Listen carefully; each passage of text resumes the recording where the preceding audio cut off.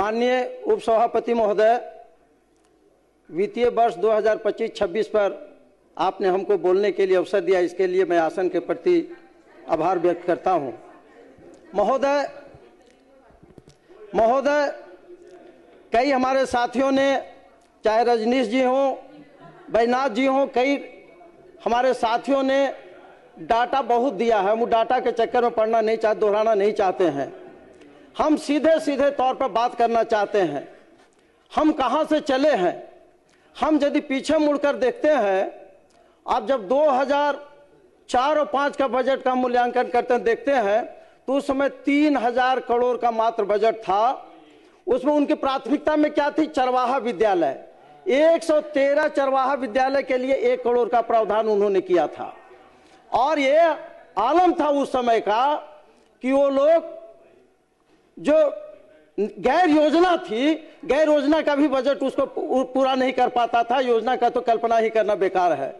वहां से चले हैं हम 2005 से 6 तक, जो माननीय स्वर्गीय हमारे मोदी जी, सुशील कुमार मोदी जी से जो कुशल वित्तीय प्रबंधन जो प्रारंभ हुआ, आज आदरणीय विजेंद्र यादव जी के पास तक आया है। इस क्रम में हमने विकास के कई ऊंचाई को हमने छूने का काम किया है।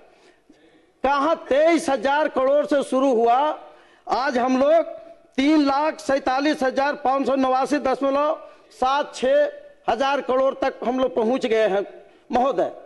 तो महोदय, और इसमें हमारी प्राथमिकताएं क्या है? हमारी प्राथमिकताएं शिक्षा है। क्योंकि किसी भी राज्य हो या देश हो, इसका विकास मानव विकास पर निर्भर करता है और हमारी सरकार ने उस पर प्राथमिकता में रखा है। यही कारण है कि प्राथमिक विद्यालय के बच्चों को खाने से लेकर, पोशाक से लेकर, लिखने पढ़ने तक, किताब तक मुफ्त मुहैया कराया है।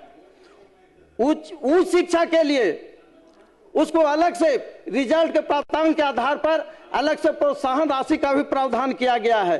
कमीशन में बैठने वाले छात्रों के लिए भी मेंस की तैयारी करने के लिए, फाइनल तैयारी करने के लिए अलग से प्रोत्साहन राशि का उपयोग किया गया है, प्रावधान किया गया है। यही कारण है कि आज बिहार के छात्र केंद्रीय जो नौकरियां हैं, प्रदेश से लेकर केंद्रीय नौकरियों में एक अलग परचम फहराने में कामयाब हो रहे हैं महोदय।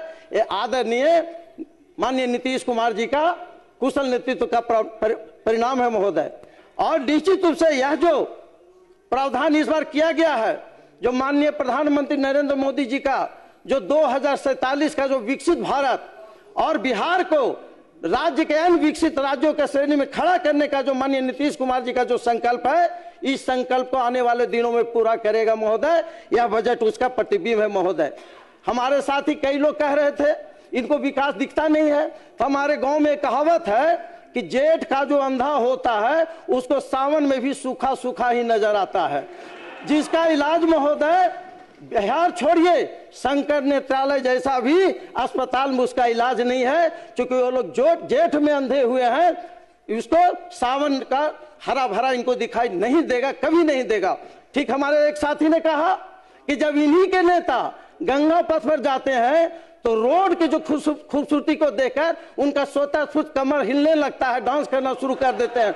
अखबार ही बोल रहे हैं ये लोग। हमारे साथी बार बार कहते हैं कि अब डबल इंजन की सरकार है, अब विशेष राज्य का दर्जा क्यों नहीं मिल रहा है। साथ ही आपको बताना चाहता हूं, अखबार वाले ही कई बार लिखे हैं कि हमारे नेता थैला लेकर गए, उधर बोरा से भर कर आए।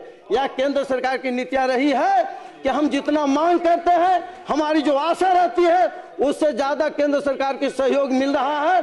और निश्चित रूप से आने वाले दिनों में बिहार विकसित श्रेणी में खड़ा होगा।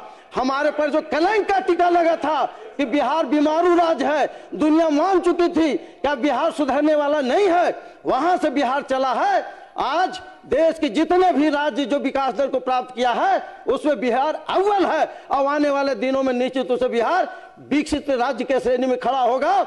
और जो माननीय प्रधानमंत्री का जो कल्पना है 2047 में विकसित भारत बनाने का, उसमें बिहार का अहम योगदान होगा। साथी, यह बात से आप आश्वस्त रहिए। इसलिए महोदय, मैं ज्यादा वक्त नहीं लेते हुए मैं ये जो बजट है इसका समर्थन करता हूं और अपने नेता माननीय नीतीश कुमार जी, माननीय विजेंद्र यादव जी, सम्राट चौधरी जी, विजय सिन्हा जी, विजय चौधरी जी, ये लोग का जो कुशल वित्तीय प्रबंधन हुआ है, इसी का आज परिणाम दिख रहा है। साथी, इसी के साथ मैं इस बजट का समर्थन करते हुए मैं अपनी बात को समाप्त करता हूं। धन्यवाद।